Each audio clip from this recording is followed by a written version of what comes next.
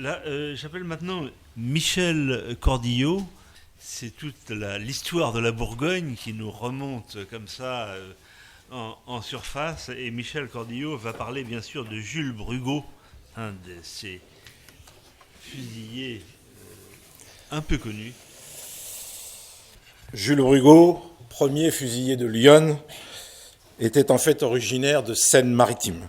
Né au Houlme le 29 janvier 1912, manœuvre dans une Syrie dès l'âge de 12 ans, il connaît sa première grève à 14 ans, adhère à la CGTU, puis aux Jeunesses communistes. Militant dynamique, bon orateur, il devient secrétaire de la 3e fédération régionale de la JC, avec pour principale responsabilité la coordination du travail antimilitariste clandestin dans toute la Normandie. Identifié par la police et arrêté, il est condamné en 1929 à 18 mois de prison. Considéré comme un militant aguerri après son séjour derrière les barreaux, il accède au comité central de la jeunesse communiste. En 1930-31, il passe clandestinement plusieurs mois à Moscou afin d'y suivre les cours de l'école léniniste internationale où sont formés les futurs cadres dirigeants. À son retour en France, il fait son service militaire, puis s'installe comme conducteur automobile indépendant à Paris. Politiquement très actif, il est également passionné de sport. Membre de la FSGT et athlète de haut niveau, il est sélectionné pour aller participer en 1936 aux Olympiades populaires de Barcelone, destinées à faire pièce à l'indécente parade nazie des Jeux olympiques de Berlin.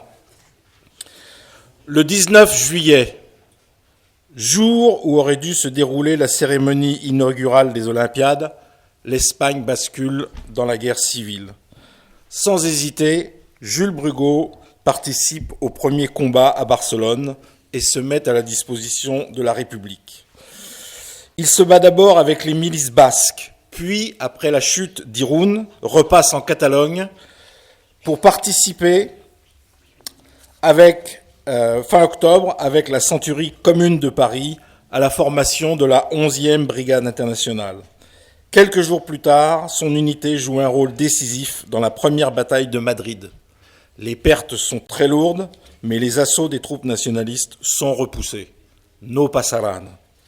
Promu lieutenant, après la bataille victorieuse de Guadalajara, Brugaut est reversé dans la 14e Brigade internationale comme chef de compagnie. Puis, nommé capitaine, il se voit enfin octroyer une permission de 30 jours après 15 mois passés au front. C'est à cette occasion qu'il découvre Lyon.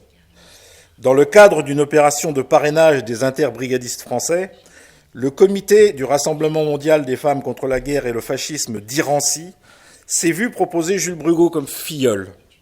Bientôt, celui-ci reçoit régulièrement lettres et colis destinés à lui apporter un soutien matériel et moral. Si bien qu'en octobre 1937, c'est auprès de ses marraines de guerre que Brugaut décide de venir se reposer. Dans ce village viticole, marqué par une forte tradition rouge, Julot est fêté en héros par les militants. Choyé par ses nouveaux amis, reçu dans de nombreuses familles et visitant de nombreuses caves, tradition d'hospitalité et de solidarité militante oblige, il récupère rapidement. Mais en Espagne, la guerre continue et au bout d'un mois, il doit repartir. Il participe au dur combat en Aragon, puis à la grande bataille de l'Èbre, et en l'espace de quelques semaines, il est 2 fois blessé. À l'automne 1938, la décision est prise de dissoudre les brigades internationales. Bon chef, très courageux selon ses supérieurs, Jules Brugaut s'est battu presque sans discontinuer en première ligne. Le 13 novembre, à leur arrivée à Paris, les interbrigadistes français défilent en cortège sous les vivas de la foule venue les accueillir, alors que le Front populaire agonise. Estimant n'avoir aucune chance de trouver du travail à Paris, Jules Brugaut choisit alors de s'installer dans Lyon. Mobilisé à la fin de l'été 1939, il est affecté dans une unité de transport à Saint-Amand-Montrond. Et une fois la défaite consommée, il revient à Auxerre à la fin de l'automne 40, prêt à en découdre à nouveau, aussitôt que les circonstances le permettront. Contacté par René Rouleau, ancien secrétaire départemental du PCF, qui s'efforce de reconstituer clandestinement le parti, Brugaut accepte de prendre la responsabilité de la jeunesse. En l'espace de quelques semaines, il réussit à regrouper autour de lui une dizaine de militants, parmi eux Lucienne Roland, qui vient d'avoir 20 ans et a dû venir se cacher à Auxerre sous un nom d'emprunt. Tombés amoureux, Jules et Lucienne emménagent ensemble dans un appartement du centre-ville, qui sert aussi de lieu de ralliement aux militants et de centre d'impression clandestin. Les activités du groupe de jeunes s'intensifient progressivement, aux grandes dames de la police qui les suit à la trace. Le 22 juin 1941, les armées nazies se ruent à l'assaut de l'URSS. Dans les semaines qui suivent, la direction du PCF décide d'accélérer la constitution d'une structure de lutte armée. Contacté, Brugot se rend dans la région parisienne pour y rencontrer un responsable de l'appareil militaire du parti, qu'il connaissait personnellement, sans doute Marcel Guéheneux, le garde du corps de Jacques Duclos, qu'il avait côtoyé en Espagne. Mais alors même qu'il allait être versé dans les bataillons de la jeunesse, Brugot et tout son groupe sont arrêtés fin août et emprisonnés à Auxerre. Considéré, à tort, par les Allemands comme chef des communistes de Lyon, il est le premier otage fusillé de ce département.